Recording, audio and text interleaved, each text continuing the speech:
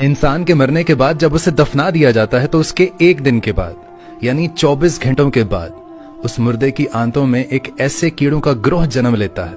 ऐसे कीड़ों का गिरोह अमल में आता है जो उस मुर्दे के पखाने के रास्ते से बाहर निकलता है और साथ में नाकाबिले बर्दाश्त बदबू फैलाना शुरू कर देता है, जो कि दरअसल अपने हम पेशा कीड़ों के लिए एक इन्विटेशन होता है, एक सिग्नल के तौर पर काम करता है। और ये ऐलान होता है बिच्छू और तमाम कीड़े मकोड़े उस इंसान के जिस्म की तरफ हरकत करना शुरू कर देते हैं और उस इंसान का गोश्त खाना भी शुरू कर देते हैं। और आप ये जानकर हैरान हो जाएंगे कि इंसान की तदफीन के 3 दिन के बाद सबसे पहले इंसान की नाक की हालत खराब होना शुरू हो जाती है।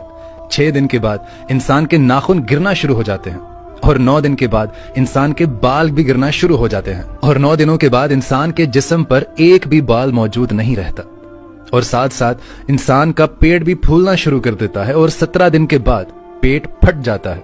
60 दिन के बाद मुर्दे के जिस्म से सारा गोश्त खत्म हो जाता है और इंसान के जिस्म पर एक भी बोटी, एक भी गोश्त का लोथड़ा मौजूद नहीं होता। और दोस्तों 90 दिन के बाद इंसान की हड्डियां भी एक दूसरे से जुदा होना शुरू हो जाती हैं और पूरा 1 साल लगता है।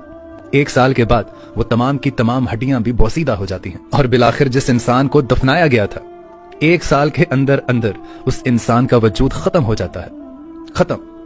अब मुझे यह बताएं कि अगर 1 साल में हमारा वजूद ही खत्म हो जाता है तो मेरे दोस्तों ये गरूर, ये तकब्बुर, ये हिर्स, ये लालच, ये घमंड, ये दुश्मनी, ये हसद, ये बुग़्ज़, ये जहां की इज्जत, वकार, नाम, पेशा किसके लिए?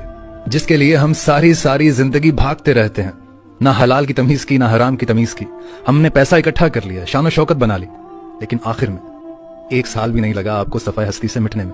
और जितनी भी ये मैंने कैलकुलेशंस आपको बताई ये साइंटिफिकली प्रूवन है, ये साइंस के मुताबिक है।